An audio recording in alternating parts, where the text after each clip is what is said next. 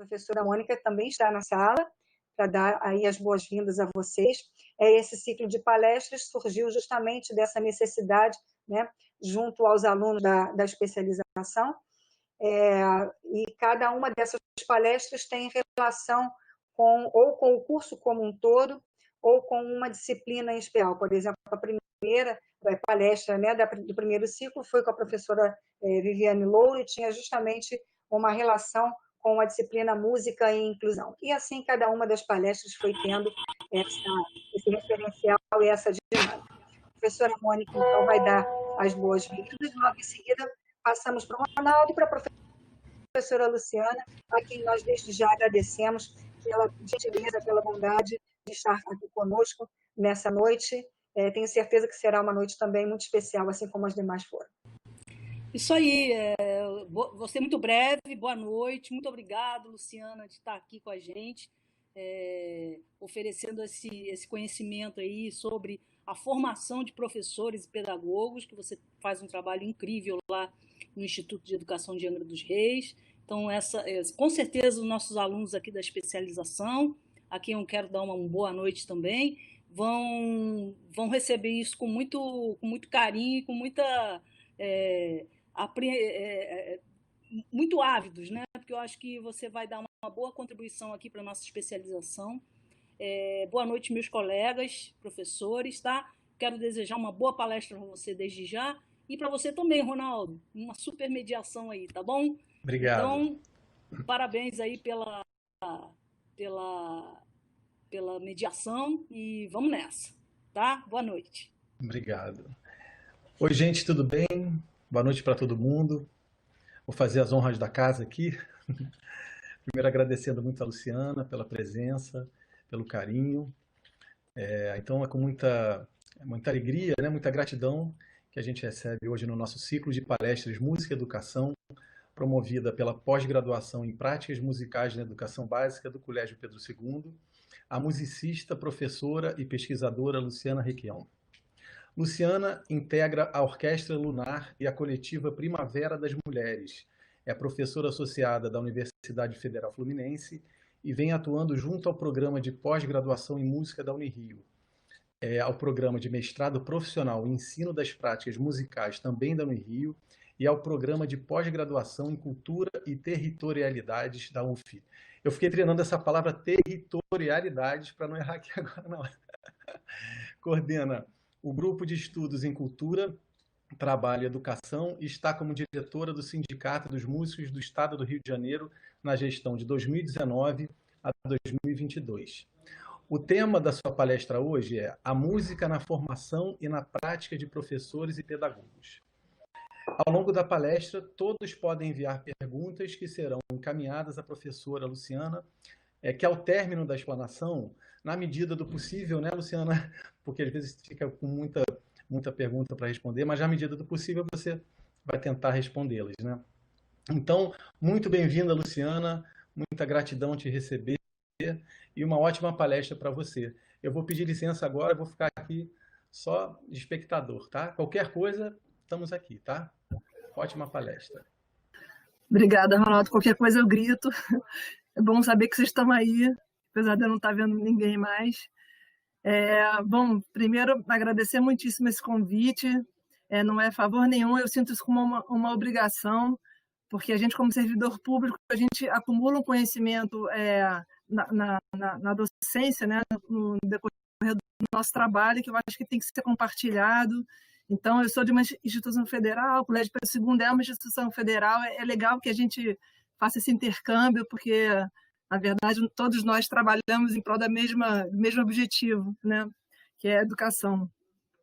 É muito esquisito, vou confessar a vocês que é muito esquisito para mim, estar falando aqui para mim mesma, né, que eu só me vejo, me atrapalha um pouquinho ainda com essa manipulação aqui dos slides. Aliás, Ana, você vai botar para mim aqui o slide para eu poder... Já coloquei você como apresentadora, pode você mesma manipular. Eu tenho que fazer aquele procedimento, né? Isso. E, peraí, deixa eu ver se eu vou saber. Vai no maisinho. Clica no mais. Embaixo. Tá, no maisinho. Tá. Maisinho, carregar a apresentação. Ok, já está lá. Confirmar. Foi? Demora um pouquinho ou é assim mesmo? Ele demora um pouquinho para carregar. Normalmente ele demora um pouquinho. Tá. Tá assim, é atual. Então é isso. Não preciso carregar, ele já está lá. Eu tenho que carregar de novo. Vamos esperar um pouquinho para ver se aparece. Tá. Da outra vez foi mais rápido. Eu tento ver daqui. É melhor? Eu vejo daqui, coloco para você. Tá. Acontece, né? Muitas coisas acontecem nessas transmissões, né? Então, a qualquer momento, meu filho pode invadir. Isso aí, obrigada. Eu tenho que ficar te pedindo, então, né? Para trocar ou eu consigo trocar? Não, eu que tenho que fazer. Ah, então Mas tá é só bom. você falando que eu estou atenta aqui. Tá bom? Tá joia. Então, gente, boa noite. É uma alegria, né, estar aqui, poder compartilhar com vocês algumas ideias. E quando a Mônica me convidou, eu confesso que eu fiquei pensando, caramba, o que eu posso falar, né? De que forma eu posso contribuir? E tem um autor que eu tenho lido, que é o Jorge La Roça, e ele tem um conceito de experiência que ele trabalha, que ele fala muito disso, da experiência, do saber que vem da experiência, né? Então, não no sentido de uma pessoa muito experiente, mas de uma pessoa que foi atravessada por uma experiência e essa experiência gera um saber. Então, eu fiquei pensando, né, que talvez, se eu contar um pouco a minha experiência, talvez o saber dessa experiência possa ser compartilhado, de alguma forma atravessar também, né, as pessoas que me escutam. Então, só para a gente entender, só para vocês entenderem o que eu estou querendo dizer como experiência, que é o que eu espero que aconteça aqui hoje, uma experiência, eu vou mostrar para vocês 3 trechinhos do próprio La Roça, quando ele define esse conceito. Você pode passar, por favor, primeiro? Então, primeiro é só, na verdade, a referência, né, do texto do Jorge La Roça, notas sobre a experiência e o saber da experiência, que foi publicado na Revista Brasileira de Educação, está disponível na internet para quem se interessar. Pode passar o próximo. Então, ele diz o seguinte, que a experiência é o que nos passa, o que nos acontece, o que nos toca. Não o que se passa, não o que acontece ou o que toca. A cada dia se passam muitas coisas, porém, ao mesmo tempo, quase nada nos acontece. Dir-se-ia que tudo o que se passa está organizado para que nada nos aconteça. O Walter Benjamin, em um texto célebre, já observava a pobreza de experiências que caracteriza o nosso mundo. Nunca se passaram tantas coisas, mas a experiência é cada vez mais rara. Pode passar o próximo? Continuando essa fala, ele vai dizer mais adiante que a experiência, então, ela é cada vez mais rara por falta de tempo. Tudo que se passa, passa demasiadamente depressa, cada vez mais depressa. E com isso se reduz o estímulo fugaz, instantâneo, imediatamente substituído por outro estímulo ou por outra excitação igualmente fugaz e efêmera. O acontecimento nos é dado na forma de choque, do estímulo, da sensação pura, na forma da vivência instantânea, pontual e fragmentada. A velocidade com que nos são dados os acontecimentos e a obsessão pela novidade e pelo novo, que caracteriza o mundo moderno, impedem a conexão significativa entre acontecimentos. Eu até grifei, não sei se está dando para ver muito, botei em negrito, né? Acho muito importante isso, a conexão significativa entre os acontecimentos, né? Impedem também a memória, já que cada acontecimento é imediatamente substituído por outro que igualmente nos excita por um momento, mas sem deixar qualquer vestígio. Não sei se vocês se identificam, ou se vocês conseguem identificar essa situação, né, do fugaz, do rápido. Eu acho que nesse momento de pandemia, então, né, que já acontecia tanta coisa na internet, né, e agora mais coisa ainda acontece. A gente não consegue dar conta, a gente não consegue ter tempo, às vezes, para assimilar, né, tantas coisas. Né? Então, não é nem o fato das coisas serem boas ou ruins, é a gente mesmo que não consegue, muitas vezes, né, ter tempo, né, para viver aquela experiência de uma maneira plena. Aí pode passar, ele vai dizer, mais um trechinho dele, que ele vai dizer que a experiência, né, a possibilidade de que algo nos aconteça ou nos toque, requer um gesto de interrupção, um gesto que é quase impossível nos tempos que correm. Requer parar para pensar, parar para olhar, parar para escutar, pensar mais devagar, olhar mais devagar, escutar mais devagar, parar para sentir mais devagar, demorar-se nos detalhes, suspender a opinião, suspender o juízo, suspender a vontade, suspender o automatismo da ação, cultivar a atenção e a delicadeza, abrir os olhos e os ouvidos, falar sobre o que nos acontece, aprender a lentidão, escutar os outros, cultivar a arte do encontro, calar muito, ter paciência e dar-se tempo e espaço. Quando eu fui buscar essas citações do La Roça, né, eu não tinha me dado conta do quanto que esse trechinho que eu acabei de ler para vocês define a atuação do professor, não é? O professor que precisa proporcionar uma experiência, né, e tem aquela intenção de que aquela experiência realmente passe pelos alunos, né, atravesse eles, né, aconteça dentro deles, né? E o quanto que a gente tem que parar para olhar, o quanto que a gente tem que parar para escutar, né? Pensar mais devagar, olhar mais devagar, né? Tem um exemplo de professora para mim, sempre quando eu estou falando disso, me vem a memória e me veio agora de novo, foi uma professora de natação que meu filho teve. Foi o melhor exemplo de professora que eu já vi na minha vida, porque você via que ela realmente tinha um conhecimento muito grande do ofício dela, mas que ela parava, ele entrou com 3 meses de vida para nadar. Então, ela parava para olhar aquele bebê e depois aquele menino, né, depois que ele cresceu mais, né, e aquelas outras crianças que estavam lá na aula de natação, e você via nitidamente o quanto que ela parava para observar, né, o que vinha, que movimento que vinha, e a partir dali ela ia construindo a aula dela. Não era aquela professora que chegava com aquela aula pronta, engessada, né? E é isso, bebê, você quer virar para lá, mas não, hoje é a aula de virar para cá, né? Então, eu acho muito bacana essa citação aí, agora mesmo que eu me dei conta de o quanto que ela fala sobre o nosso ofício, né? o quanto de entrega que tem que ter, né? Para que a experiência aconteça conosco e com os nossos alunos também. Bom, então, dito isso tudo, né? Essa experiência que eu pretendo trazer aqui para vocês é uma experiência que eu posso dizer que é o que me constitui, o que me constituiu, o que vem me constituindo como professora, né?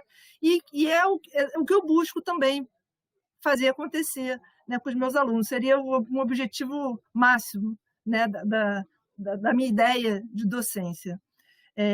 Pode passar o próximo, por favor? Então, eu trouxe aí uma imagem, eu acho muito legal a gente trazer a materialidade também, porque às vezes a gente fica falando e todo mundo fica imaginando. Então, eu trouxe logo de cara para vocês uma foto lá do Instituto de Educação de Angra dos Reis, onde eu trabalho, né?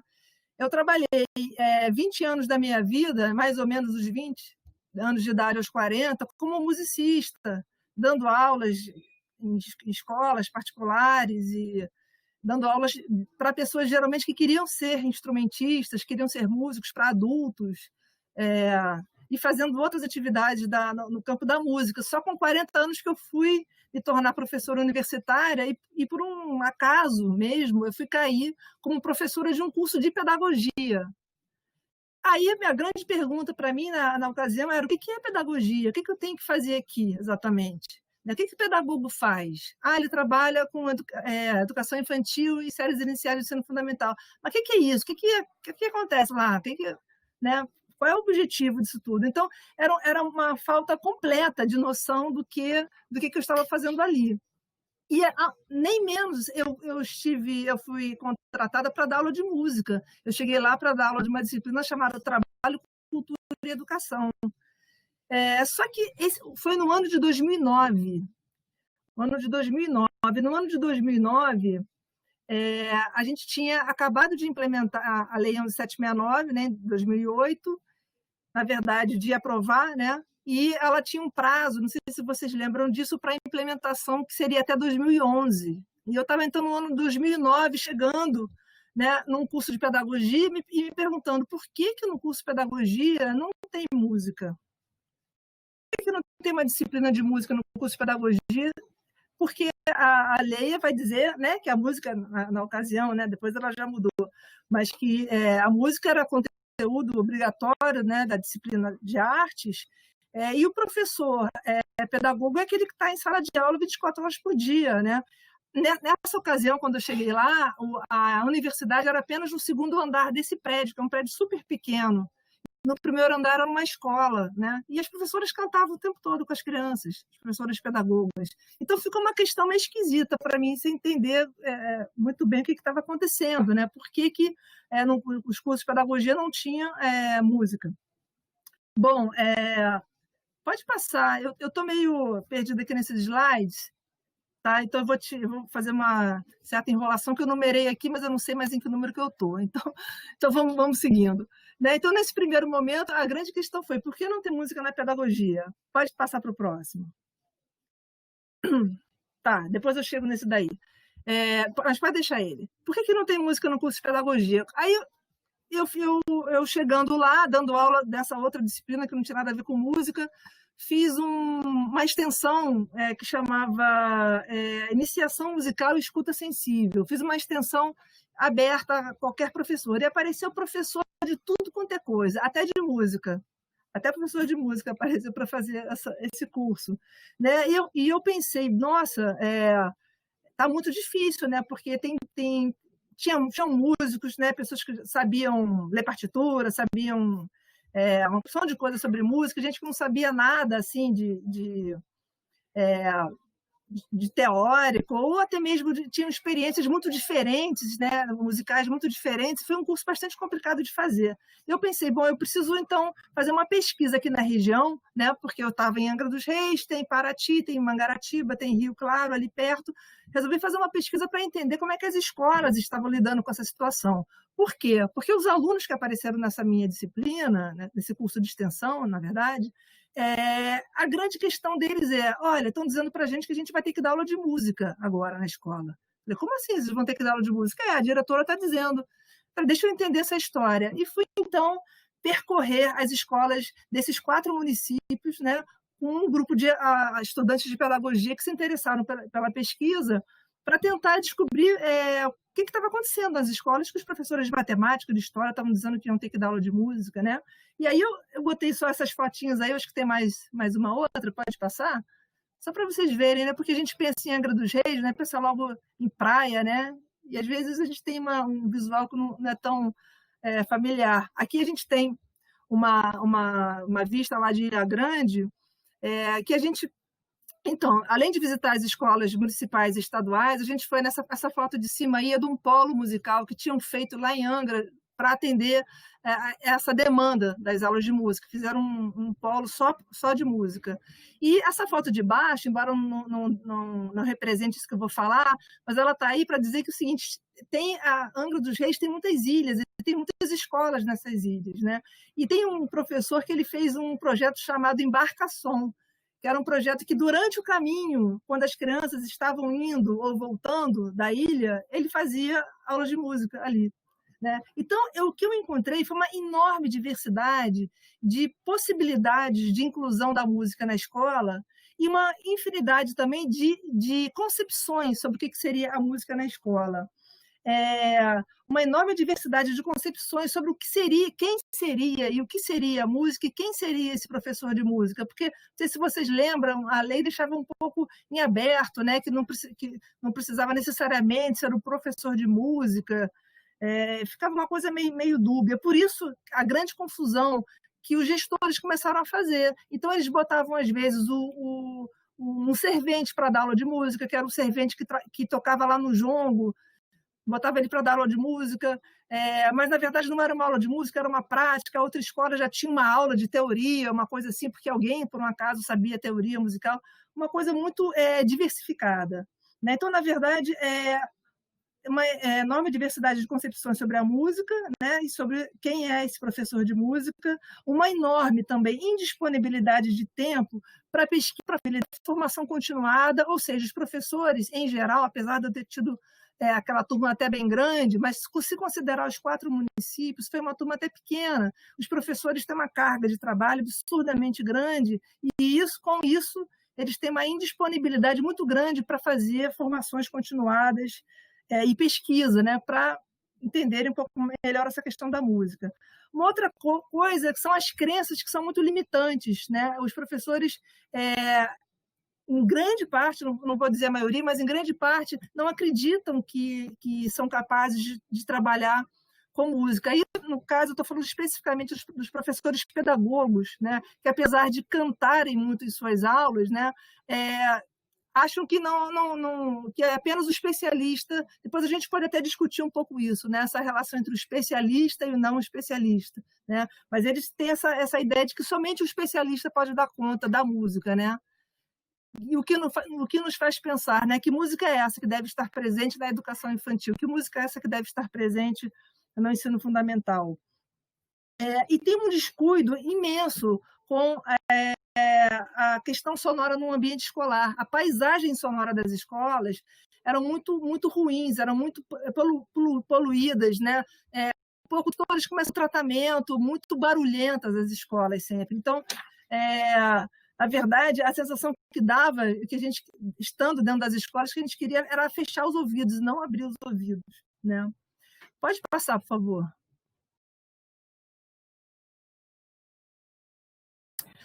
Aí também, só para vocês terem uma ideia de como é variado lá, aí já é uma região mais rural, que tem lá mais para Rio Claro, então uma região bem rural. Então, assim, a gente tem desde a ilha, a gente tem também essa parte bastante rural, né, e tem os centros mais urbanos, é muito variada lá aquela região. Pode passar, por favor. Então, eu chego no seguinte dilema, né? Com o seguinte objetivo, na verdade, né? Compreender, né, e discutir o papel da arte na educação infantil. Aí, no caso, eu foquei mais na educação infantil do que nas séries iniciais do ensino fundamental. Mas eu acho que as reflexões na verdade, não vão se limitar à educação infantil. Mas eu pensei que eu preciso compreender qual o papel da arte na educação infantil e como a formação acadêmica e a atuação de professores pedagogos podem nela favorecer o desenvolvimento da música enquanto conhecimento, expressão e pensamento. Então, o que eu busquei desde então, o que busco desde então, é construir um pensamento sobre a música na formação e na prática do pedagogo. Pode passar.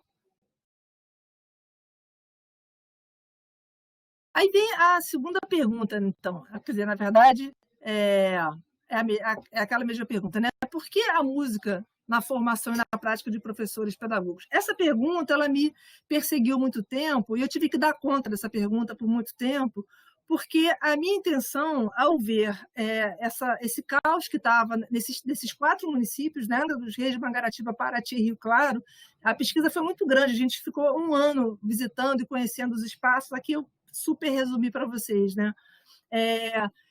Então, haja visto isso tudo, essa questão da lei acontecendo e tal, e a gente vendo que, na maioria dos cursos de pedagogia do Brasil, né, não tem a música como um componente curricular obrigatório, né? Na minha cabeça ficou a questão.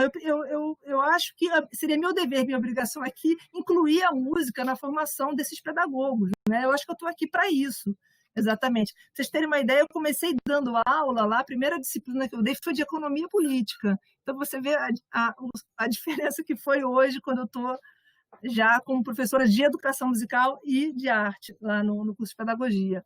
Mas isso tudo foi um percurso muito grande, inclusive de convencimento, né, da necessidade da música na formação do pedagogo, né, e, consequentemente, advogando a favor que esse pedagogo também era um instrumento, um agente, né, de inclusão dessa música na escola. Então, essa pergunta, por que a música na formação e na prática de professores e professoras pedagogos e pedagogas, foi uma coisa que eu tive que responder muitas vezes para poder convencer, né, de que isso era importante. No final das contas, né, como eu já disse para vocês, a música acabou sendo incluída no currículo do curso, mas num momento muito curioso, num momento em que a gente estava fazendo uma reforma curricular que estava enxugando o currículo. A gente estava diminuindo de 9 para 8 períodos. Então, imagina o sufoco que não foi, né? Pode passar. Então, assim, o que eu vou mostrar para vocês aqui eram alguns pressupostos, né? Pressupostos que me ajudaram a responder essa pergunta, né? Por que a música na formação e na prática de professores e professoras pedagogos, né? Primeiro é a compreensão de que a música é um bem imaterial comum ao ser humano, né? Os animais, assim como diz a Maura Pena, né? Quando ela pergunta, os pássaros fazem música? Não sei se vocês já leram esse texto dela, né? Os pássaros fazem música, né? Ou a música, ou nós aqui ouvimos música no canto dos pássaros, né? Então a música é um bem material comum ao ser humano, né? Uma distinção, inclusive, humana, né? Se a gente concordar com a Maura Pena que os pássaros não fazem música, quem faz música somos nós, seres humanos. Pode seguir. Outra ideia, outro pressuposto é que a música é uma forma de conhecimento, é uma forma de expressão e é um pensamento, uma forma de pensamento que é inerente ao ser humano. Pode passar.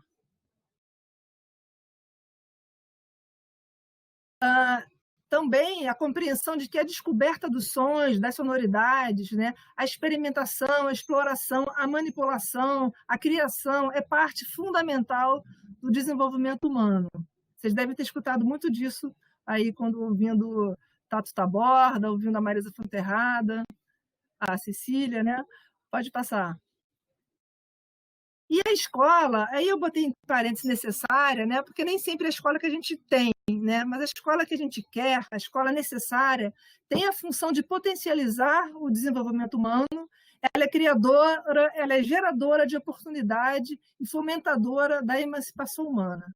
Então, foi baseado nesse tipo de pensamento, né, que eu consegui convencer os meus colegas lá que era preciso incluir a música no currículo de formação desse professor que vai ser pedagogo e que vai trabalhar na educação infantil e nas séries iniciais do ensino fundamental. Deixa eu ver se precisa passar ou não.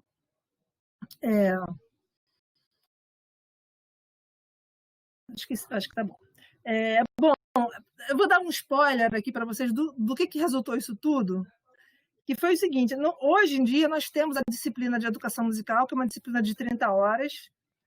A gente tem alguns projetos de pesquisa, então a gente conseguiu que muitos estudantes de pedagogia fizessem o seu trabalho de conclusão de curso sobre algum tema ligado à música na pedagogia, e a gente fez uma série de cursos de extensão. Então, esse tripé também, ensino, pesquisa e extensão, ele foi muito importante também para a gente construir alguma coisa lá, né, de forma sólida e permanente, né? A gente conseguiu, inclusive, ter uma sala de música, né? Eu sei que o Pedro II ele não tem comparação para ninguém, né?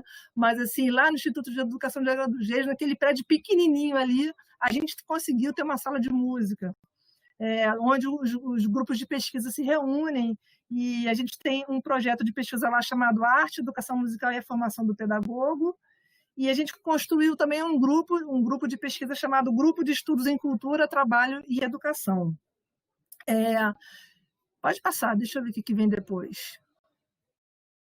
Então, assim, isso aí, pode ir passando. São várias fotos começou a haver uma demanda enorme, né, dos municípios por formação dos professores, né? Então, essas fotos que eu estou mostrando para vocês são as inúmeras vezes nesse tempo que eu estive com professores da educação básica fazendo algum tipo de formação, mas demandado pelas próprias secretarias de educação, né? Que foi mais um elemento que me deu força e me deu coragem, inclusive, né, para pensar o quanto que era importante que no próprio curso, na graduação, claro que não se encerra ali, né, a formação continuada ela é fundamental. Para nessa foto, que depois eu vou comentar essa foto, por favor. Então, isso aí é só para mostrar também da onde, né, que veio também a realidade que me mostrou a necessidade, né, dessa inclusão da música no currículo do curso de pedagogia. Essa foto aí eu acho muito engraçada, porque esse cara de camisa vermelha aí, ele é o secretário municipal de educação do município de Mangaratiba. Esse de camisa branca aí no meio é o diretor do Instituto de Educação de Angra dos Reis. Eram, né? Esse de camisa vermelha não é mais. Aquelas outras moças de branco ali do lado esquerdo, elas são também gestoras lá do município. E agora eu te pergunto, em que lugar que a gente consegue terminar um curso de extensão e ter, né, o secretário de educação ali cantando o hino? Não sei se dá para ver lá atrás, está escrito Hino de Mangaratiba. Estávamos cantando o hino de Mangaratiba.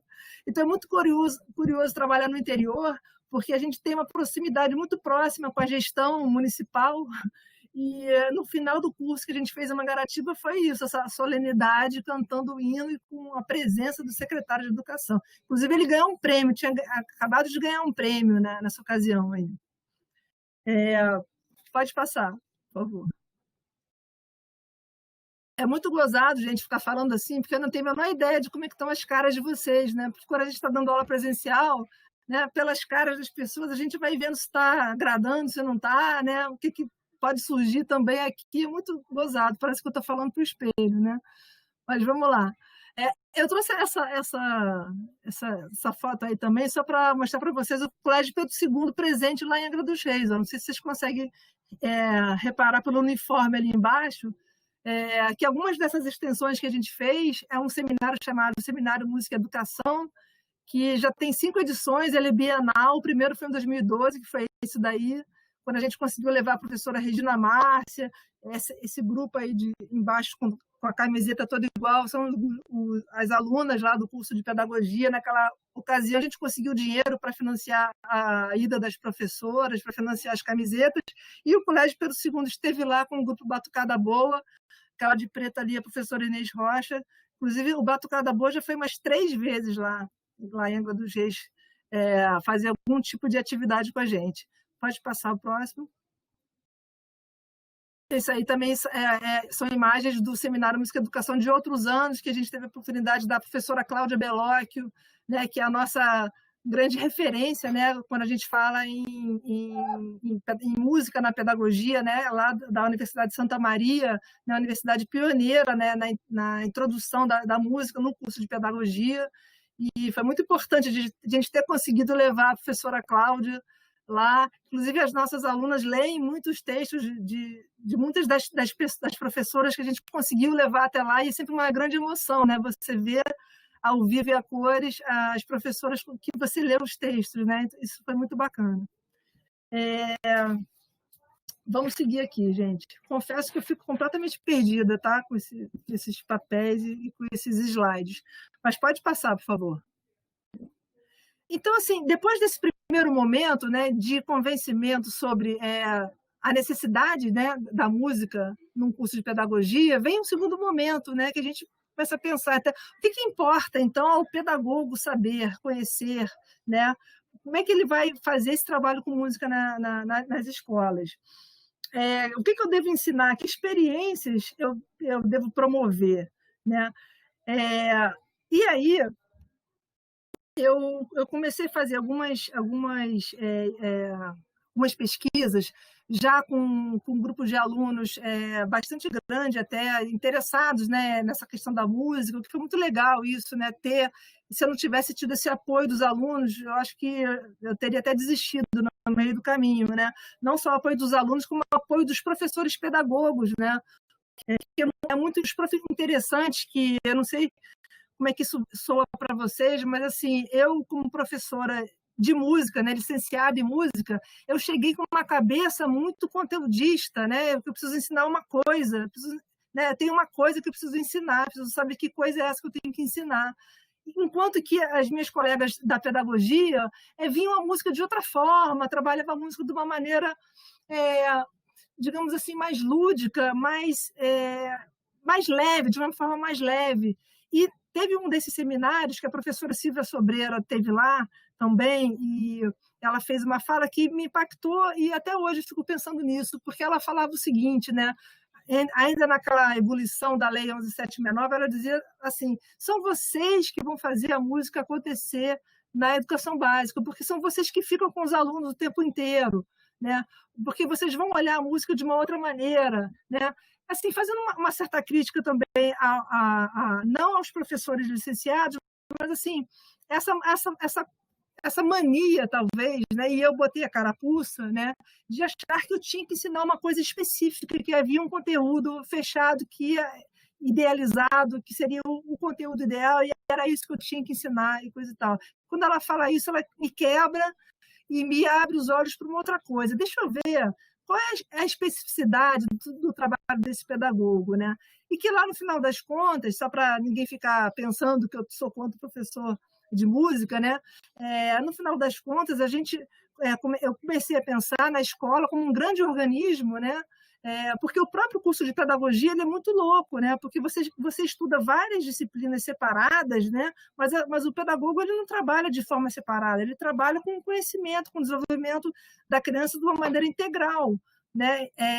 Então, assim, esse pensamento de que as áreas de conhecimento elas vão se fundir, elas vão conversar, elas precisam dialogar, né? Foi o principal. Então, assim, eu penso hoje que nós, professores de música, se a gente está numa escola que tem esse privilégio de ter um professor de música, porque a grande maioria não tem, pelo menos lá naquela realidade lá que eu vivi da Costa Verde, Sul Fluminense, aqueles 4 municípios, né?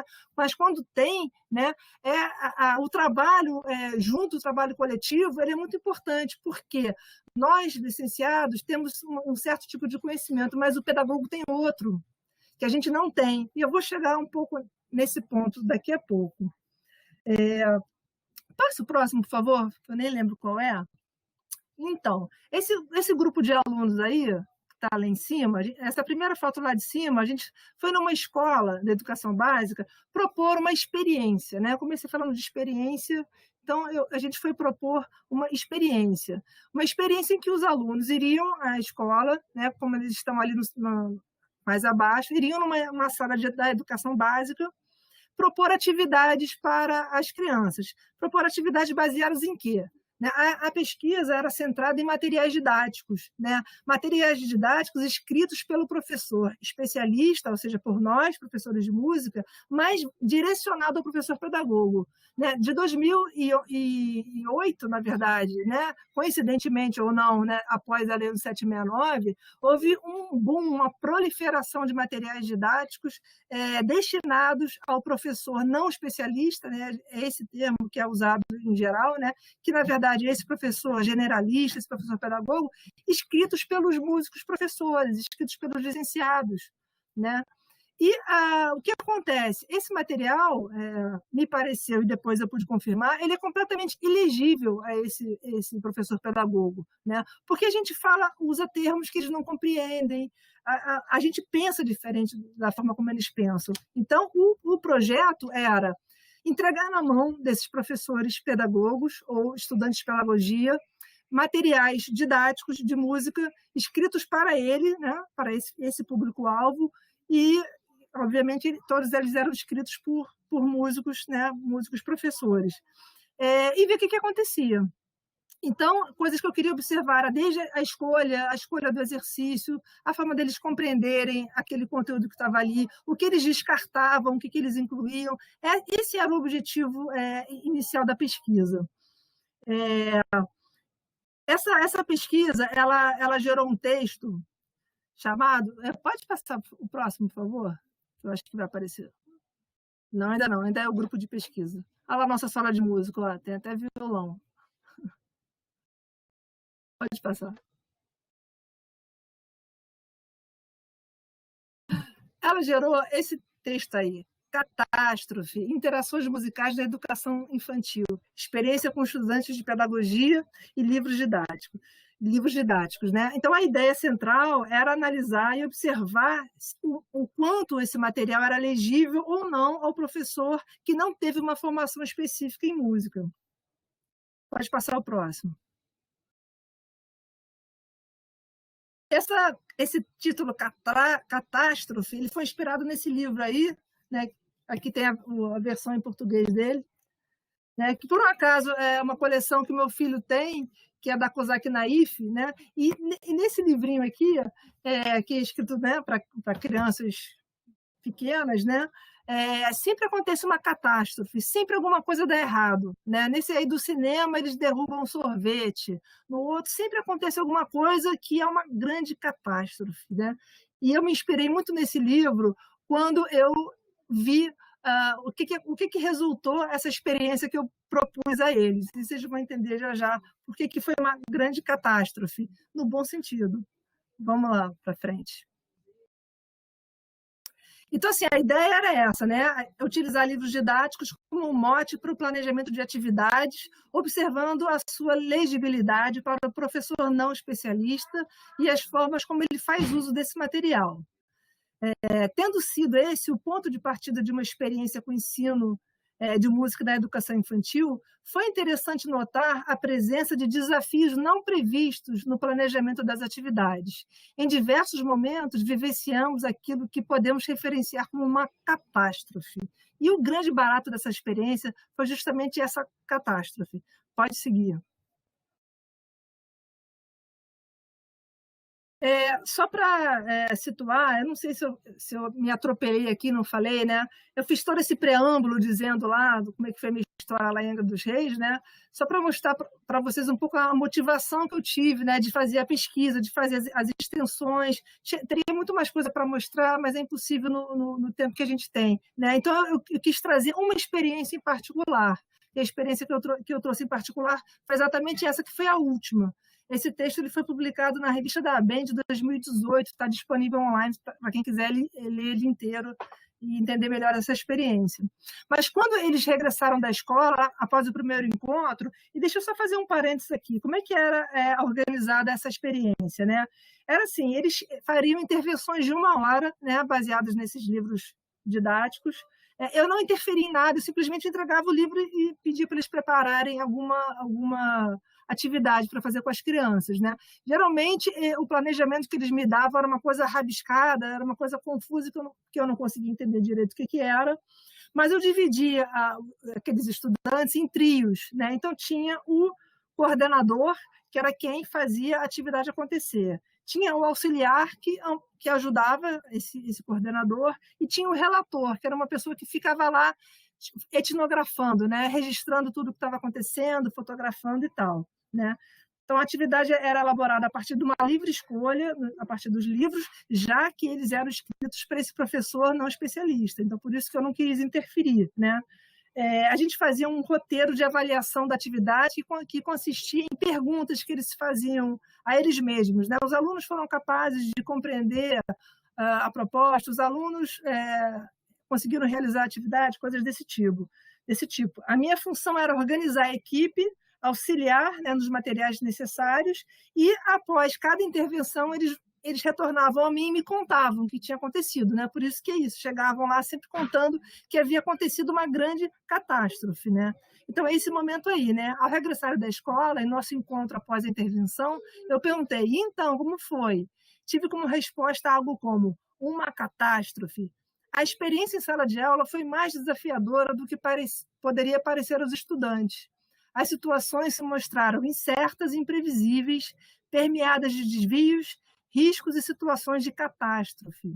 Ao mesmo tempo que os estudantes mostraram ter tido empatia com as crianças e com a professora, estavam também bastante inquietos por terem sentido perder o controle da situação. Pode passar, por favor.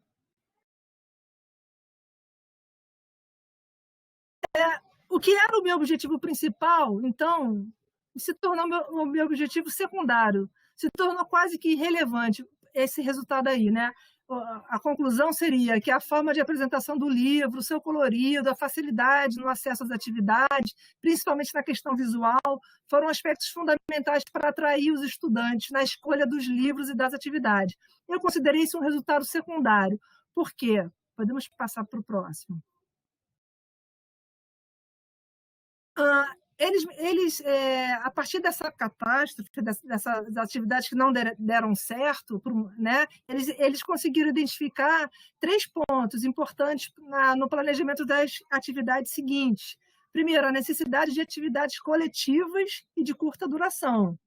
Segundo, a apresentação de propostas claras que não gerassem dúvidas ou a possibilidade de má interpretação pelas crianças. E a importância do jogo e da brincadeira. Aí eu digo a vocês o seguinte, a gente poderia ter simplesmente encerrado nossa pesquisa aí, né? Então, como resultado, eu observei que os livros não foram tão eficientes quanto eles pretendiam ser, os livros que nós escrevemos, nós músicos escrevemos, não são tão legíveis ao pedagogo quanto a gente esperava, e que eles entenderam que na educação infantil existem certas formas de trabalhar para que a coisa dê certo, né? Atividades coletivas, né? Não adianta chamar de um em um, que vira o caos da sala, né? De curta duração, não podem ser atividades tão longas. A gente tem que ter uma proposta muito clara, muito simples, no sentido de ser objetiva, de ser clara, de fácil compreensão, e o jogo e a brincadeira é um meio importante e interessante de se fazer. Mas isso, não paramos por aí, fomos um pouquinho mais além. Pode seguir, por favor. Aí eu disse o seguinte, que nas entrelinhas, né, o que eles falaram foi aquilo, mas nas entrelinhas, os estudantes deixavam escapar elementos interessantes para a nossa investigação.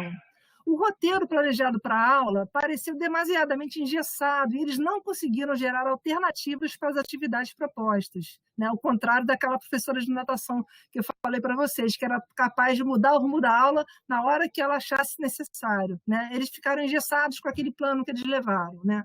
A interferência das crianças gerou, na maioria das vezes, desconforto e foi compreendida como algo fora do padrão do comportamento esperado. Então, justamente, também comparando com a professora de natação, era o contrário, né? Enquanto que para ela o devir, né, o que vinha da criança era um motivo dela, então, entender como ela adequaria a aula dela, para eles não, para eles foi um motivo de alguma coisa está errada, né? Se esses fatos ocorriam, eram considerados pelo grupo como uma espécie de catástrofe, algo que tiraria um suposto controle da aula das mãos do professor.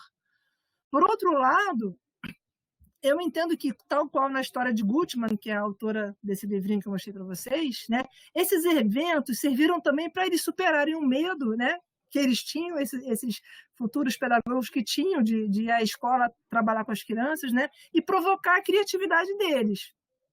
Foram exatamente essas catástrofes que nos levaram a um segundo momento após uma série de intervenções planejadas. Essas intervenções aconteceram por um semestre inteiro, então foram muitos momentos de catástrofe, né? O que fizemos, então?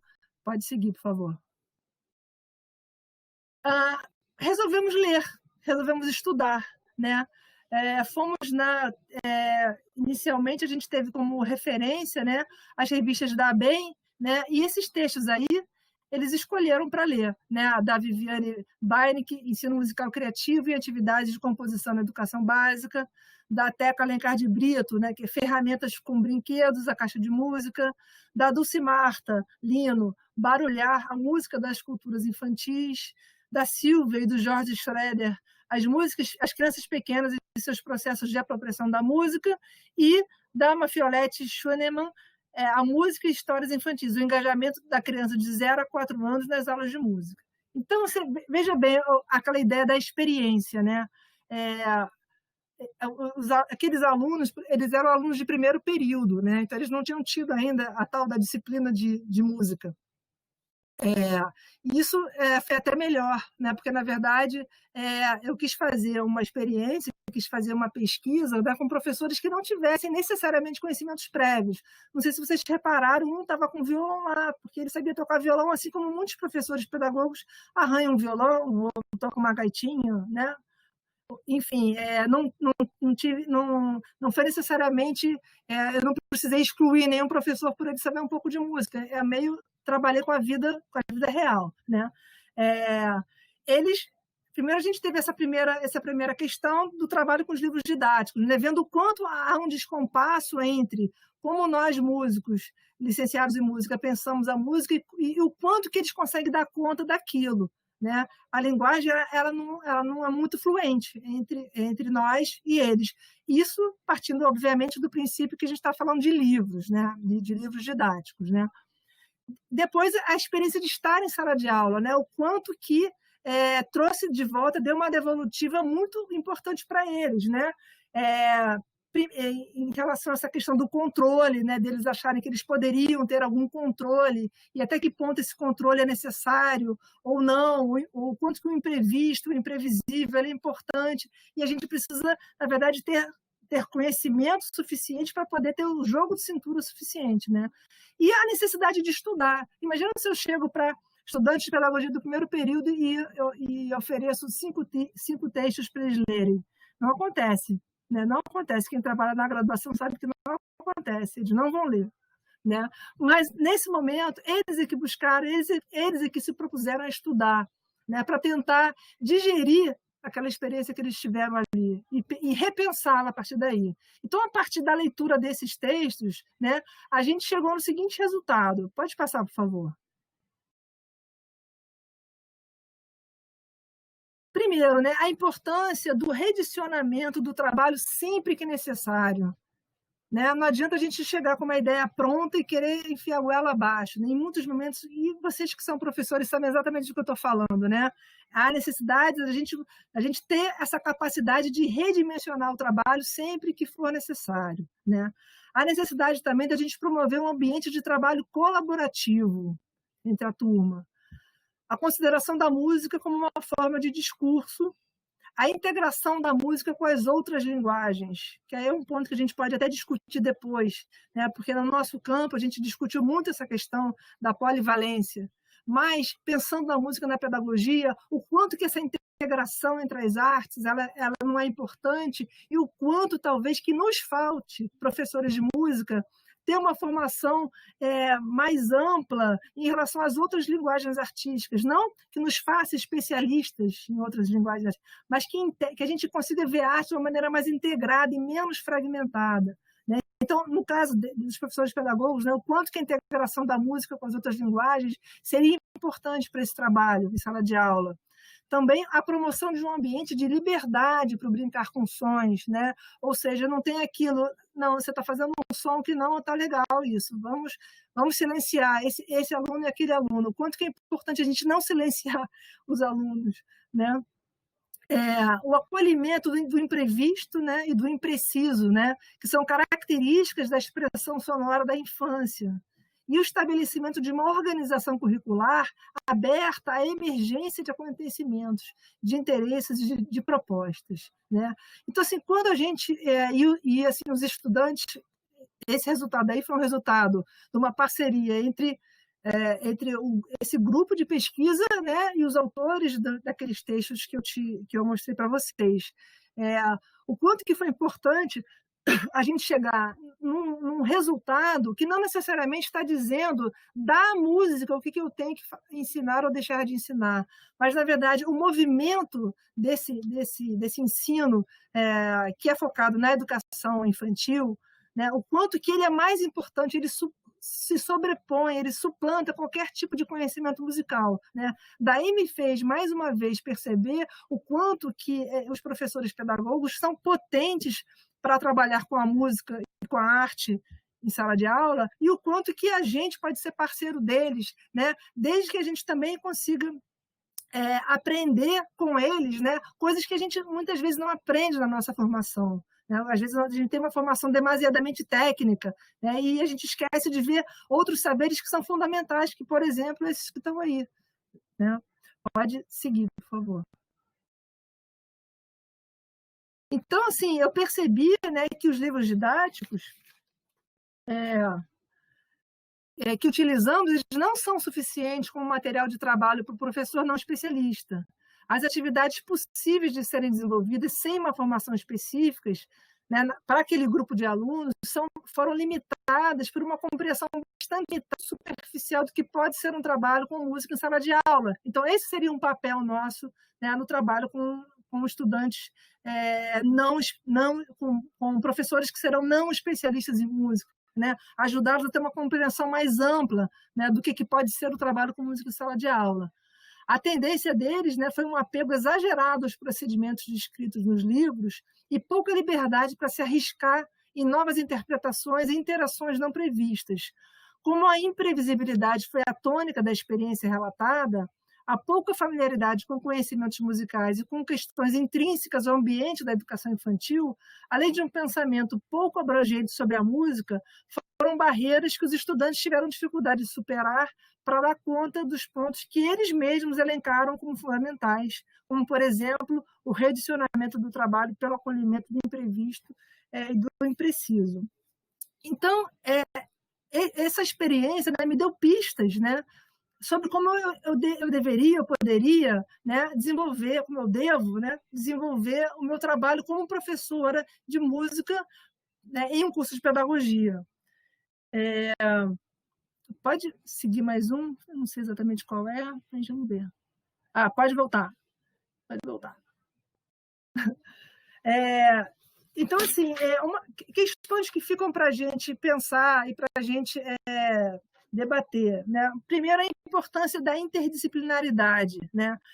A escola, ela não falando da forma como eu vejo, como essa experiência me ajudou a enxergar a escola, né? A escola não é uma escola onde tem estudantes de música, estudantes de matemática, estudantes de português, estudantes do que quer que seja, né? A escola tem estudantes, né? Essa fragmentação do conhecimento no próprio curso de pedagogia já é uma grande incoerência, né? Já que eles são, por si só, o professor interdisciplinar por natureza, né? Porque eles vão trabalhar com tudo, junto e misturado, apesar da formação deles ser toda fragmentada, né?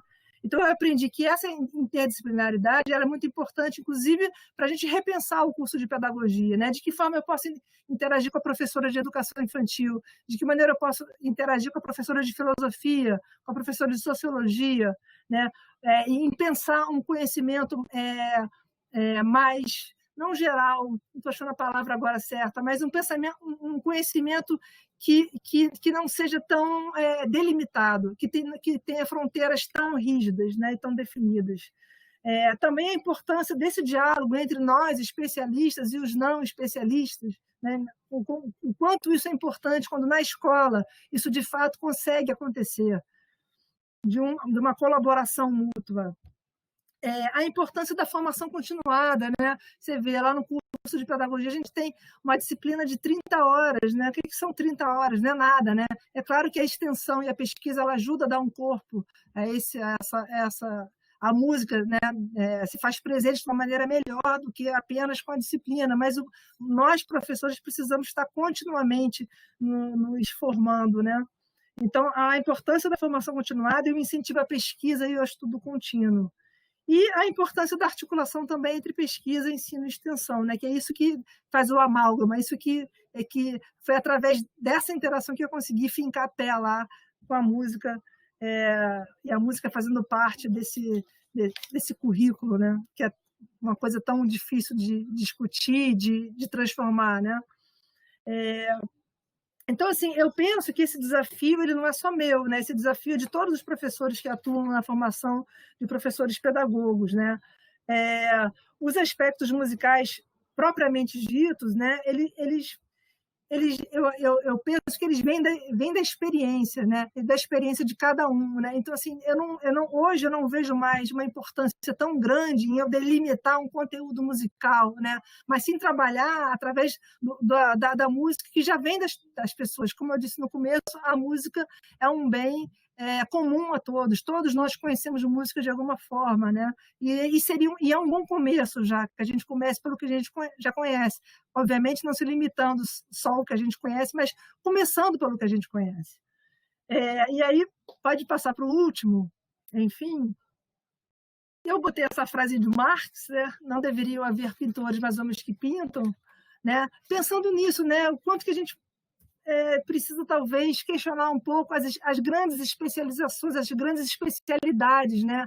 O quanto que nós, especialistas em alguma coisa, a gente não pode se fechar em nós mesmos e na nossa história, porque a escola ela não é uma sala de música, ou uma sala de matemática, ou uma sala de português, né? Isso tudo há essa necessidade de que a gente faça a escola, né? A gente não faça apenas a aula de música da escola, né? Então, não deveria haver pintores, mas homens que pintam, não deveria haver professores de música, não deveria haver músicos, mas homens e mulheres que fazem música, né? Não deveriam haver estudantes de música ou de matemática, deveriam haver estudantes, né? Que estão abertos para o conhecimento, né? E para as interligações entre o conhecimento.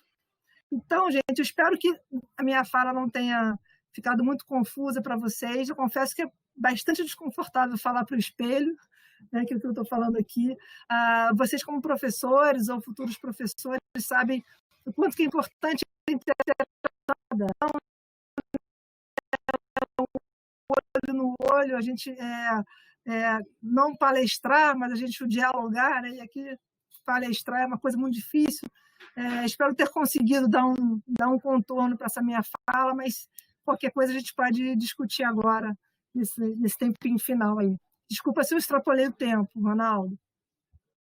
Imagina, eu quero só agradecer. Você falou enquanto você toma uma água, porque nós temos muitas perguntas.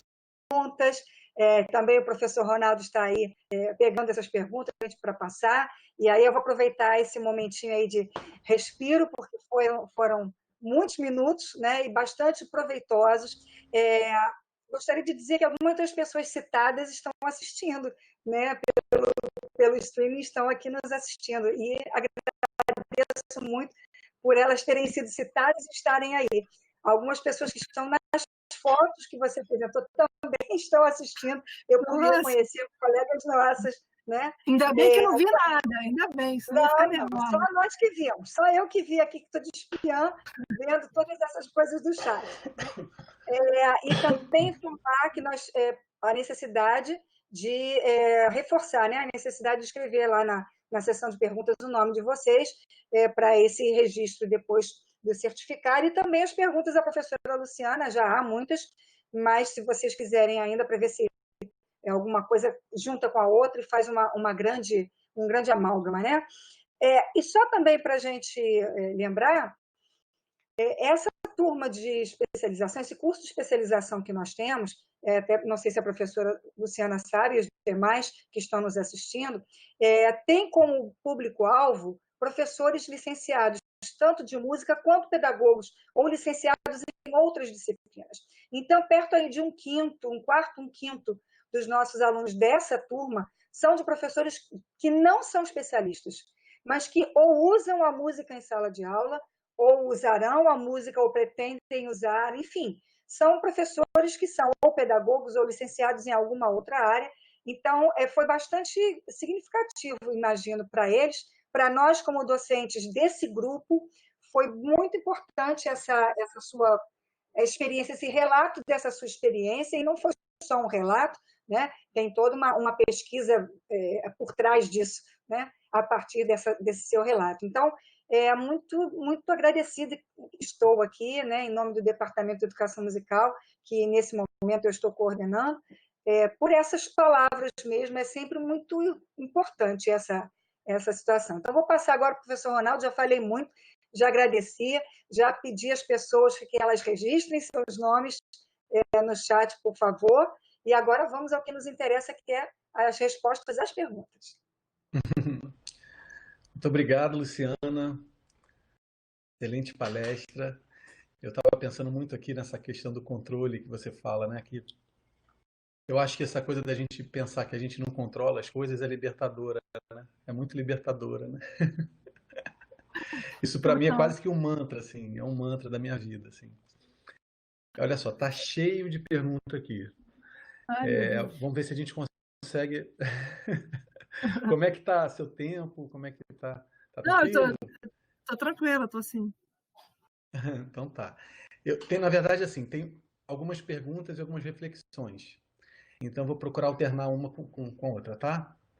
Então, tá. O Marco Felipe Rodrigues Pinheiro pergunta: professora, sobre a implementação da lei número 11.769, você acha que ela está sendo aplicada nos colégios brasileiros de forma correta? Já posso falar? Vou falando? Sim. Eu vou perguntando, é melhor, né? Bom, eu posso dizer até, né, claro, a nível de Brasil, assim, fica difícil. Bom, primeiro que essa lei ela já foi substituída, né? Então, parece que a gente voltou ao ponto anterior, né? Que a gente continua tendo as quatro linguagens artísticas, né? Obrigatórias, né? Não, acho que não. Ela não, na verdade, pouca coisa em termos de lei, né, acaba acontecendo de verdade, né? Precisa muita coisa ainda acontecer para que a legislação, né, se efetive nas escolas. Essa questão da música, que a gente vê realmente ainda eu diria até da arte, né, ainda é um problema, é uma questão a ser resolvida ou a não ser resolvida, não sei, porque a gente, vocês mesmos na abertura falaram, né, o quanto o Colégio Pedro II é privilegiado, né? Então a gente deveria ter essa estrutura que vocês têm aí em todas as escolas, né? Então, quando saiu voltou atrás, né, a Lei 13.000, alguma coisa, de 2016, eu fiquei pensando, né, que escola... ou a gente vai ter um professor polivalente, ou a gente vai ter que ter 4 professores de artes, né? Se a gente não tem nem, às vezes, um professor de matemática, às vezes falta um professor de matemática, e isso lá no interior, né? Eu não sei como é que é aqui no Rio de Janeiro, ou Niterói e tal, mas lá na cidade do interior, Rio Claro, Mangaratiba, às vezes você não tem nenhum professor de matemática, como pensar em ter 4 professores, um para dança, um para teatro, um para música e um para artes visuais? Que era o que teria que ter, não é isso? Senão seria o professor, ou então o professor polivalente que não existe. Então, a gente está muito longe ainda de conseguir sequer implementar essa lei que hoje está em vigência. Sim.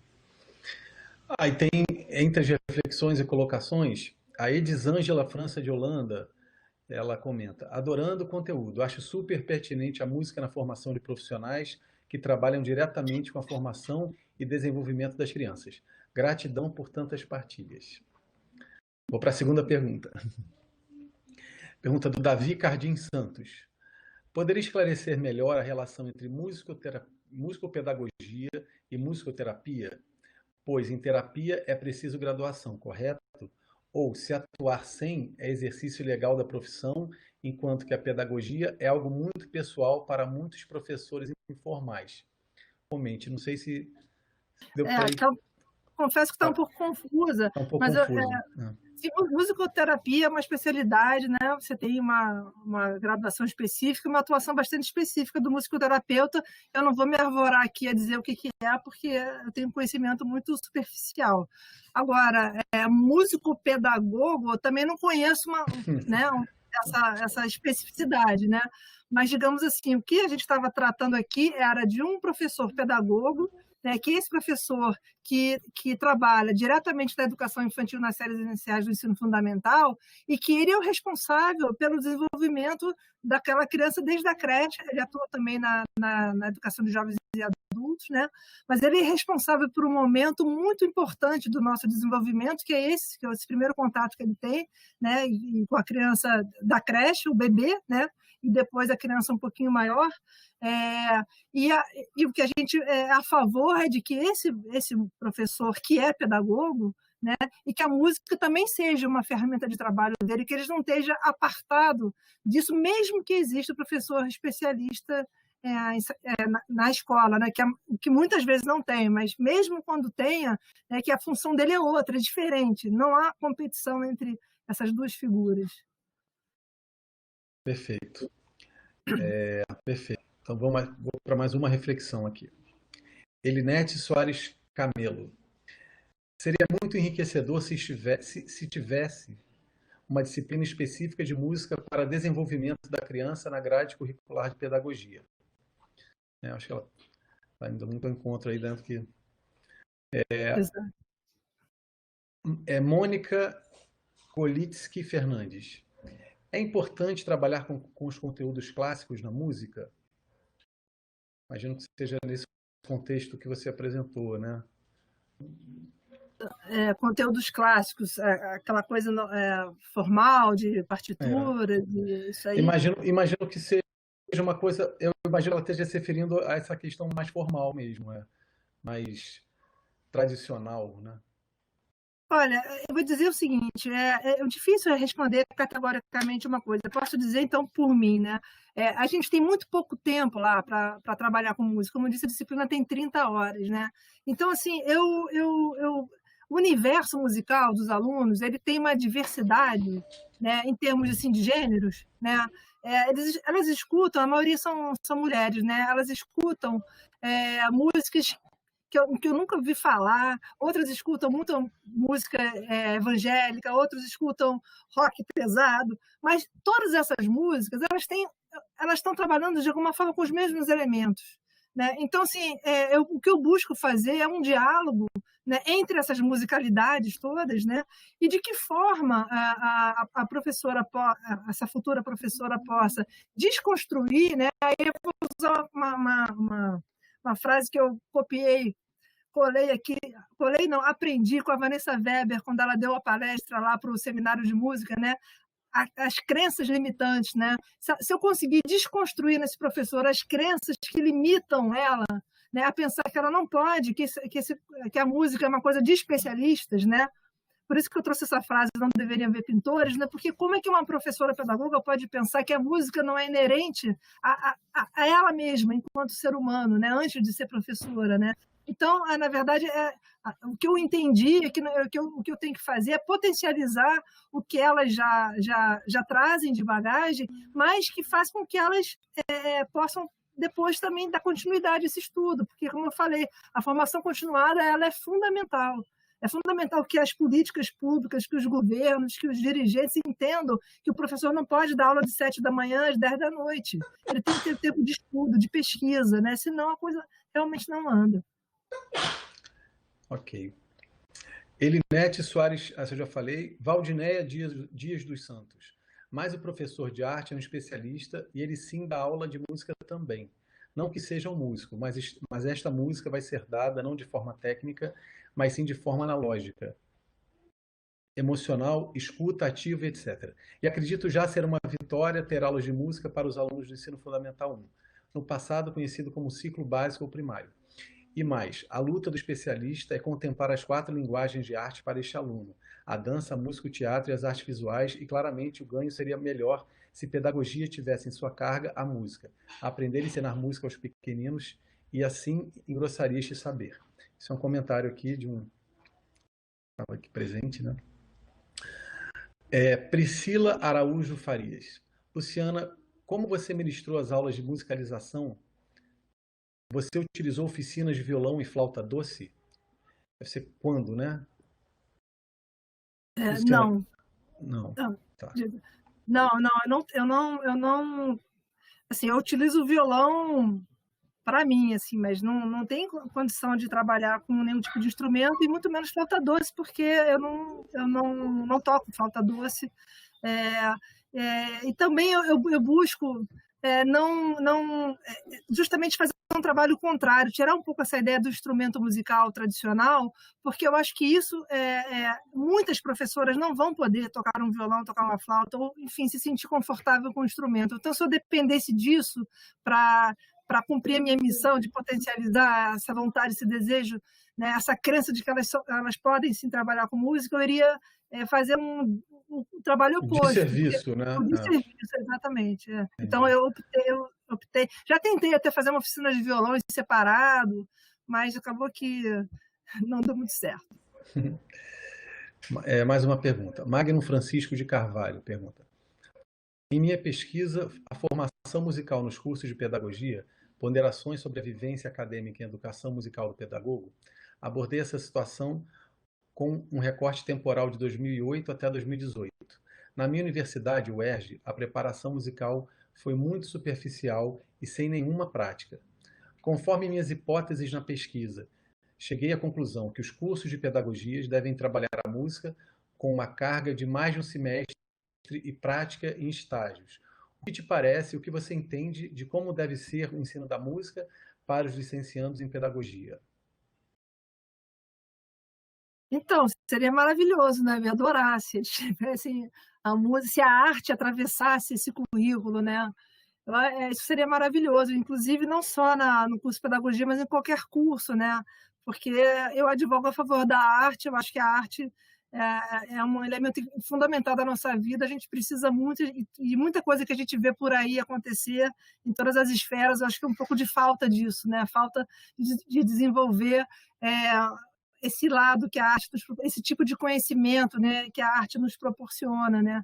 Então eu acharia maravilhoso, não necessariamente a música, mas a arte, né? Eu sinto que eu já falei isso algumas vezes, mas eu seria uma professora de música melhor se eu dançasse.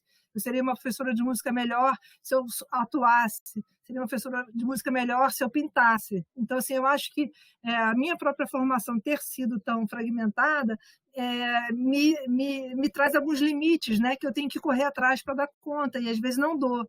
Né? Então, eu acho assim, que isso que você diz da música, eu acho que a arte, né, devia atravessar todos os currículos de todas as escolas, de todas as esferas, desde da creche até o pós-doutorado.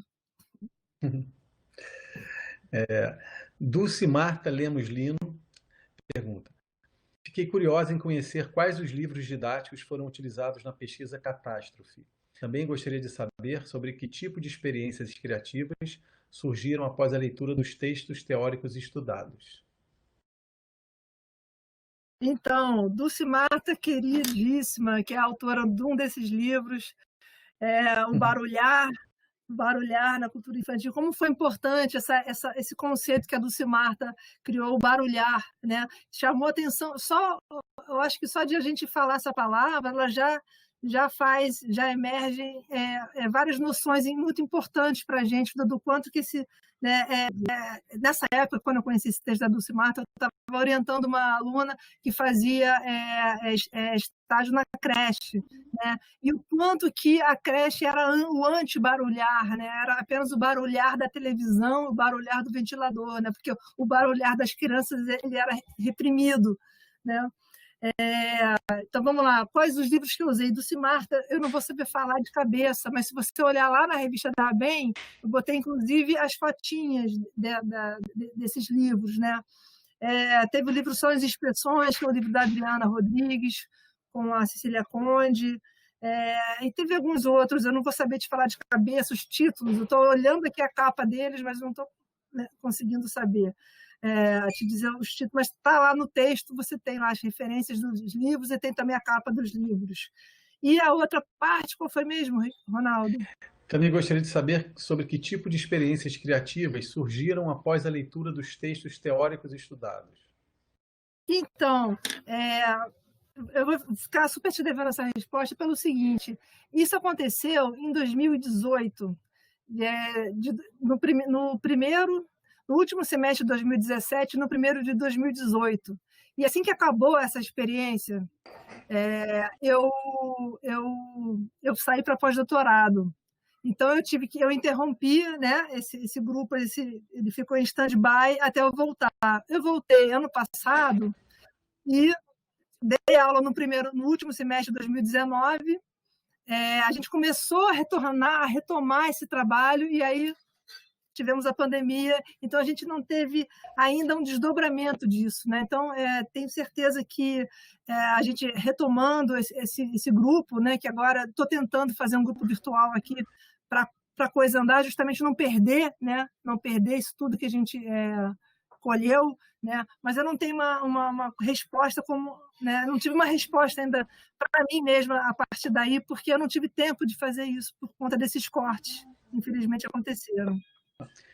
Eu queria fazer uma solicitação para os colegas que estão aqui assistindo, que eu assim, já tem uma quantidade astronômica de perguntas aqui. Então, eu acho que assim, eu estou com mais algumas perguntas, e eu acho que assim, eu vou encerrar por aqui, gente, porque senão a gente não vai terminar. Deixa eu te fazer uma outra perguntinha. Aqui, peraí, deixa eu achar aqui.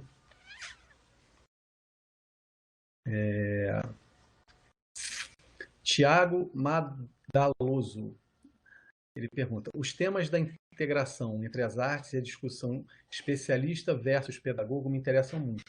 Poderia falar mais um pouquinho sobre isso? Sim. A gente teve esse seminário de música, educação que a gente promove lá, que eu mostrei algumas fotos para vocês. A gente fez esse ano ele à distância, né? Inclusive está lá no site do Grupo de Estudos em Cultura, Trabalho e Educação, no canal do YouTube, Grupo de Cultura, Trabalho e Educação. A gente teve um momento dessa discussão que também surgiu essa temática, né? E essa coisa esse termo especialista de alguma maneira incomodou um pouco, né? Porque se você fala que o outro um é especialista porque o outro não é, e parece que você está desmerecendo, né? O professor pedagogo, ele é especialista, né? Especialista na área dele, né? E nós, né, especialistas em música, a grande questão, quer dizer, são várias questões que emergem daí, a gente podia ficar uma noite inteira só para discutir essa temática, né? Mas uma coisa que emerge daí é que eu sinto assim, que em muitas situações o fato de sermos especialistas nos coloca num lugar de não diálogo com as outras especialidades. Então, fica cada especialista falando do seu assunto, cada especialista falando da sua especialidade, e essa conversa ela não acontece. É muito difícil propiciar no ambiente acadêmico, que eu vivo, obviamente, estou falando de minha parte, esse entrosamento. Então, são especialistas que ficam falando cada um da sua especialidade. A metáfora é como se fosse aquele médico que você vai, o cara é médico de joelho e ele não consegue ver o seu corpo como um todo. Então, é isso, né? A gente devia ter um conhecimento, o médico devia ter um conhecimento do corpo, né? Da nossa mente, né? Das nossas emoções, devia considerar isso tudo para tratar o nosso joelho, né? Então, acho que a gente, para falar de música, devia considerar também uma série de questões que permeiam a educação musical, permeiam a educação, melhor dizendo, e no caso do professor pedagogo, faz parte da atuação dele, dessa docência específica desse professor que não é especialista em uma coisa determinada, em um conteúdo determinado, mas é especialista nessa formação, nesse desenvolvimento, num momento tão especial do ser humano que é esse início da vida, né? Legal. Gedalva Melo, da Vitória, pergunta: sobre o olhar de La Roça e sua experiência própria, planejar é importante, mas não essencial. Temos de olhar os alunos e escutar o que faremos com eles. Temos de olhar os alunos e escutar o que faremos com eles no contexto de sala de aula? Não, olha, eu diria que o planejar ele é fundamental. Né? É fundamental que a gente entre em sala de aula com um planejamento, sabendo o que a gente deseja, o que a gente está fazendo ali, né? Que a gente se pergunte, o que eu vim fazer aqui hoje, né? Mas isso não significa, né, que esse planejar seja engessado, seja estático, e que a gente não esteja ligado, né, no que vem dos alunos. Na verdade, a sensação que me dá é como se a gente entrasse com um casaco cheio de coisas na manga, né, que a gente estivesse preparada, na verdade, para esse devir. Né, para esse devir que vem dos alunos. Só que a gente não precisa necessariamente dizer, hoje a aula vai ser disso e não importa o que aconteça que eu vou falar disso. Então, na verdade, é esse jogo de cintura, né, essa atenção do professor, né, ao que está acontecendo com os alunos, as deixas que os alunos dão, que às vezes são muito legais para a gente discutir determinados assuntos, vem potente, né, bem rico, a gente não vai então entrar por esse caminho porque tinha planejado uma coisa, né? Isso não, mas o planejamento ele é fundamental. Perfeito. Paulo Coutinho fala: boa noite, Luciana. Qual foi o seu maior desafio para achar as respostas para sua pergunta inicial da pesquisa? Oi, Paulo. Olha,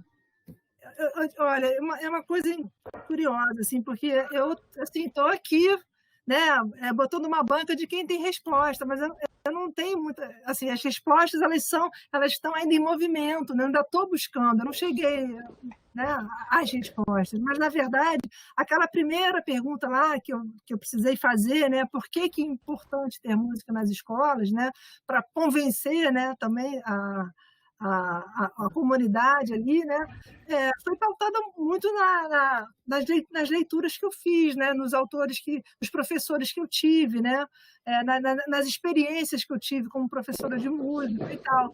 Mas, de modo algum, foi uma coisa que no processo eu tivesse clareza, não, eu tenho aqui isso e aquilo, e agora eu vou chegar e vou falar isso tudo, todo mundo vai...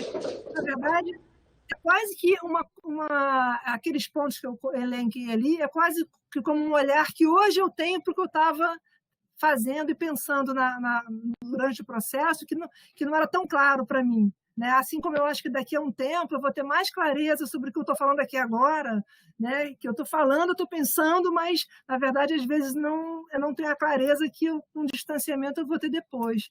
Então, Paulo, não sei se eu te respondi, mas é um pouco isso. Eu não me sinto uma pessoa que tenha respostas. Por isso que, quando eu vim para cá, eu pensei em trazer uma experiência, porque ela é verdadeira, ela é real, ela aconteceu, né? Então eu não tenho que duvidar disso, né? Agora, ela não traz respostas que a gente possa generalizar, ou que a gente possa dizer que são verdades absolutas, né? Isso tudo ainda faz parte de um processo, e é um processo muito longo, né? Eu entrei em 2009, estamos em 2020, né? E agora eu começo a falar sobre isso, né? Estou falando aqui agora pela segunda vez. A primeira foi a entrevista que eu dei para a Cláudia Belocchio, não foi, Cláudia? É a segunda vez que eu estou falando sobre isso. Então, olha só quanto tempo que precisa para maturar, né? O trabalho do professor, a maturidade do professor, ela precisa de muito tempo, né? Por isso que a formação continuada ela é tão fundamental para a gente.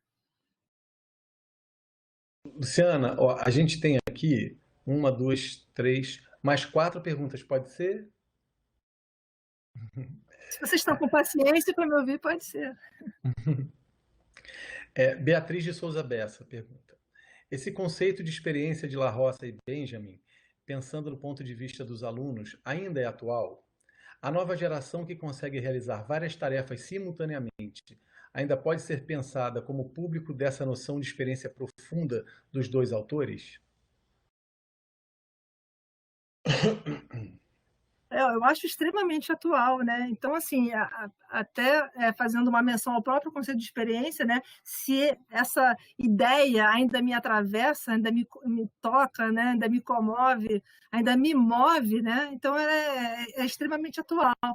Eu não tem tanto tempo assim que eu comecei a fazer algumas leituras do La Roça e que isso me veio, mas quando a primeira vez que eu tive contato com esse texto, foi exatamente esse texto de 2002, que está publicado nessa revista que eu mostrei aí para vocês, foi uma coisa assim, foi que nem quando eu ouvi Janis Joplin a primeira vez, sabe? Foi que nem quando eu toquei baixo pela primeira vez, tipo assim, é isso, sabe? É isso, essa era a palavra que eu queria dar a como eu sinto, né? Essa vivência, né?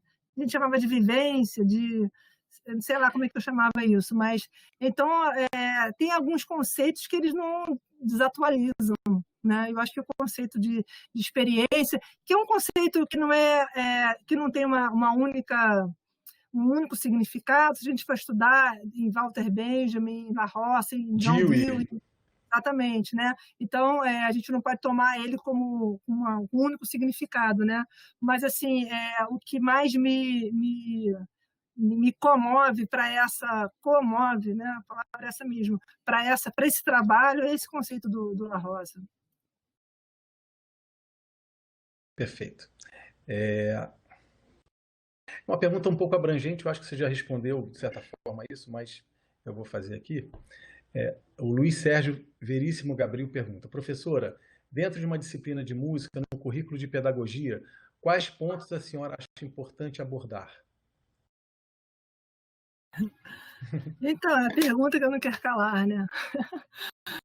Olha, então, assim, não tem uma resposta assim, olha, isso, né? É mais uma concepção de aula, de ensino, do que um conteúdo delimitado. É claro que, como musicista e como professora de música, eu tenho um mapa, né, sobre elementos que formam a música, né, as harmonias, as melodias, né, os timbres, né, as culturas variadas. Claro que a gente não conhece nunca tudo, mas enfim, então assim, eu não penso que até por conta da situação, cada caso é um caso, né? Se fosse aula, se a gente tivesse aula de música desde sempre, né, como é no Colégio Pedro II, por exemplo, eu acho que cada caso é um caso. Mas no contexto que eu vivo, que eu preciso motivar aquelas pessoas em 30 horas, né, dentro de um curso de 4 anos, eu tenho 30 horas para motivá-las, né?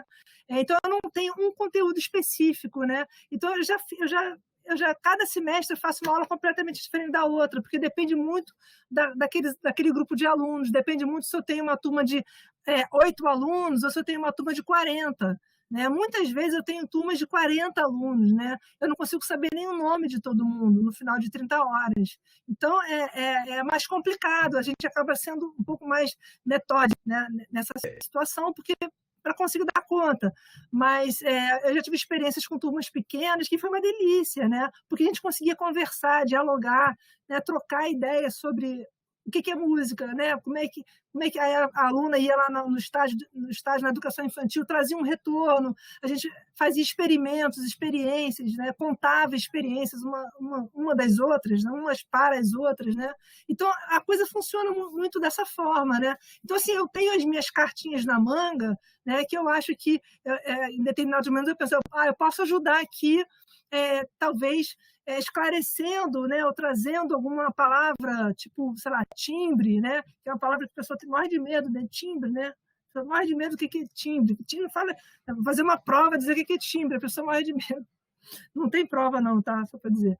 Mas, assim, o que eu procuro tentar buscar, né, o que eu falei lá no início dessa fala, é promover uma experiência que seja significativa, né? É isso. Agora, como eu vou fazer isso? Eu só vou saber quando eu estiver olhando para a cara das pessoas. Não tem como eu saber isso previamente. Não tem como dar essa receita. Muito bom. Flávia Sati Matsunaga. Gente, vocês me perdoem se eu estou pronunciando o nome de vocês errado, tá? Atuei na Prefeitura Municipal de São Paulo durante 1 ano e como professora de arte, e realmente hoje o currículo contempla as 4 linguagens, incluindo a música. Tenho alguns conhecimentos básicos e sou amante de música, o que de certa forma facilita a prática em sala, embora eu não me aprofunde. Em minha formação tive contato com Schaeffer e sua didática me inspirou muito. Para você, a prática em sala de aula, seja a partir do ensino infantil até o ensino médio, é uma prática válida e que pode nortear as práticas dos professores de arte ou pedagogos? Sim. Repete de novo a pergunta. Sim. Só para ver se é grandinha, tá? Não, pode ser só o final. Tá. Para você, a prática em sala de aula, seja a partir do ensino infantil até o ensino médio, é uma prática válida e que pode nortear as práticas dos professores de arte ou pedagogos? Se a prática em sala de aula, aí não sei se eu entendi, se a prática em sala de aula dos pedagogos que pode influenciar os professores de arte, seria isso? Sim. Deixa eu ler aqui para ler. Uma coisa, deixa eu aproveitar e falar uma coisa que me ocorreu em alguns momentos, se eu não consegui falar, é que assim, a gente ouve muita pergunta, né? O que eu devo ensinar, né? Professora, o que eu devo ensinar, então, né? E eu acho que essa é a pior pergunta que tem, porque justamente pelo que eu falei, né? Você pré-estabelecer, né?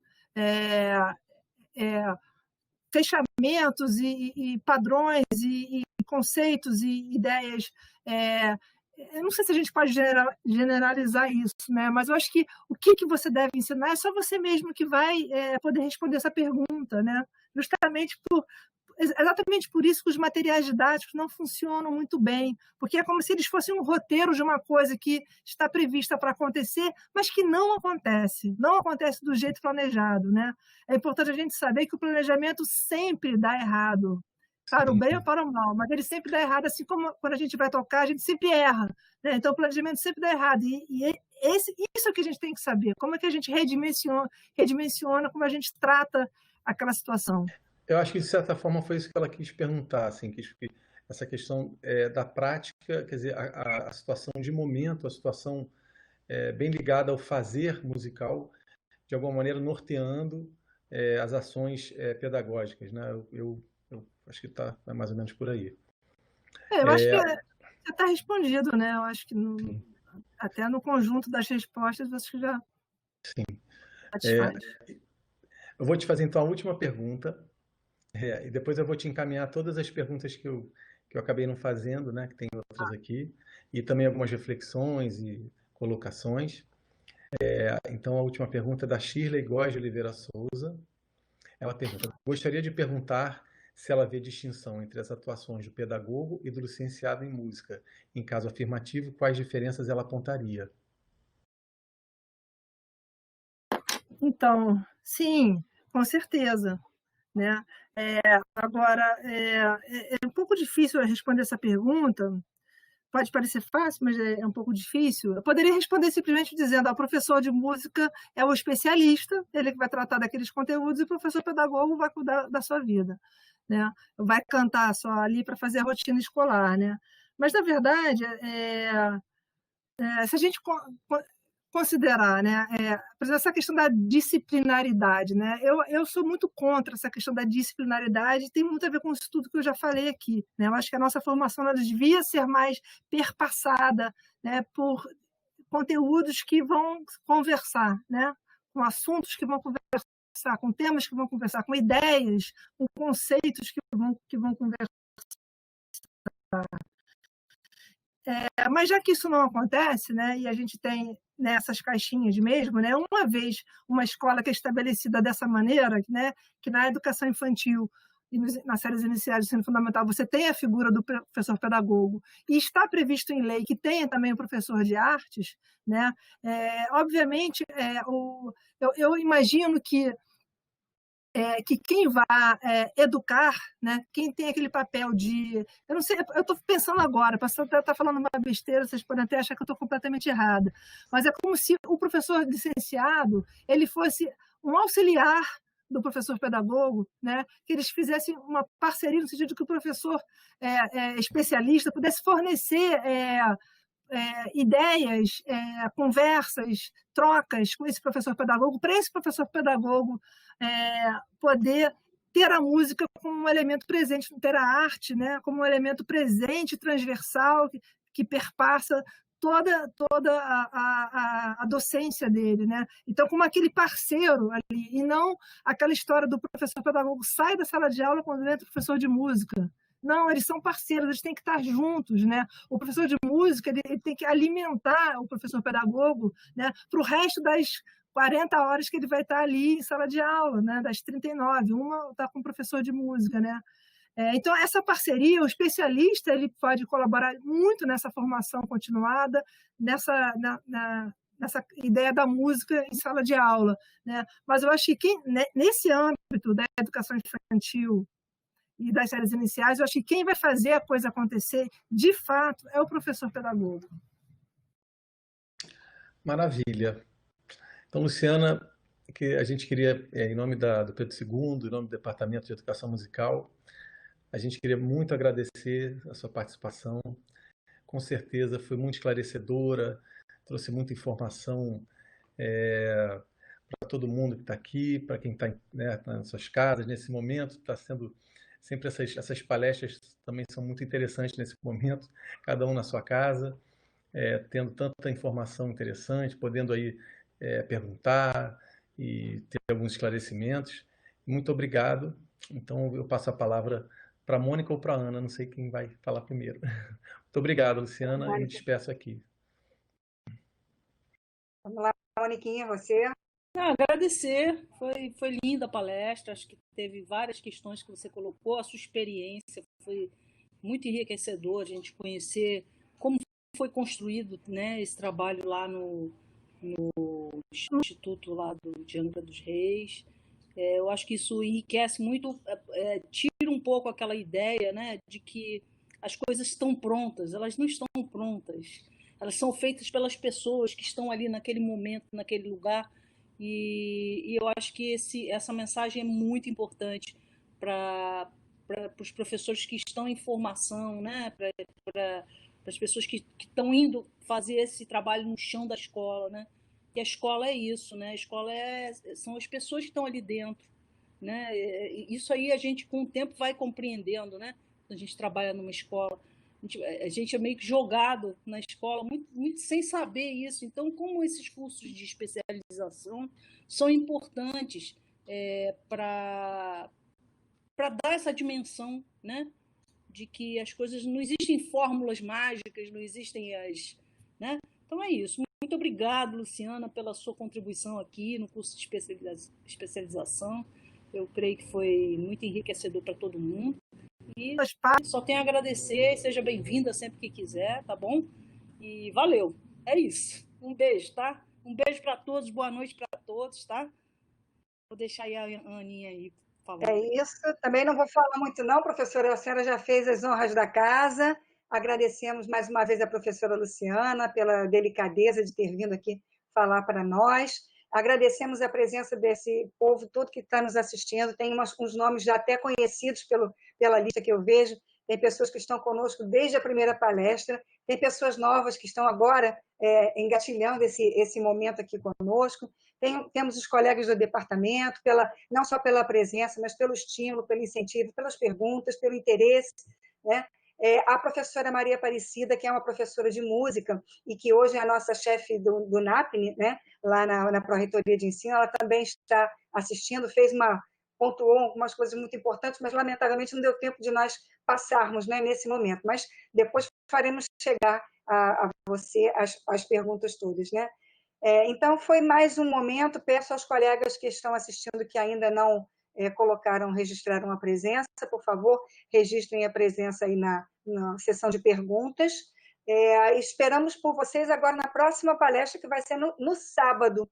Essa é uma palestra num momento diferente desses que a gente tem assistido. Vai ser no sábado, dia 12, às 14h30, com o professor Carlos Cater. Então, também é mais um momento assim, imperdível desses que a gente tem tido. Aliás, desses nossos momentos todos, dos 7 momentos, todos foram imperdíveis. E esse será mais um. Porque a gente ficou semana passada sem ter, então essa semana temos dois momentos, o seu, da professora Luciana, e do professor Carlos Cater, no sábado, às 14h30. E na semana que vem, só para a gente lembrar, teremos, aí vai ser numa quarta-feira também, com a professora Andréa Fetzner, que vai falar de uma coisa um pouquinho diferente dessa questão aí da pandemia, uma palestra assim, bastante específica, como foi a sua também. Principalmente para nós, professores do curso de especialização, e que temos alunos que não são específicos de música, né? Que são pedagogos ou que são licenciados em alguma outra disciplina. Foi assim, não só para quem assistiu ainda como aluno, ainda como docente de educação básica, mas também para nós, docentes do curso aqui de especialização. Professor, o Colégio Pedro II agradece a sua presença, agradece a presença de todos, e vamos nós até sábado para a nossa próxima palestra. Tchau, tchau, então. Tchau, professora. Tchau, colegas. E vamos encerrando aqui a nossa transmissão.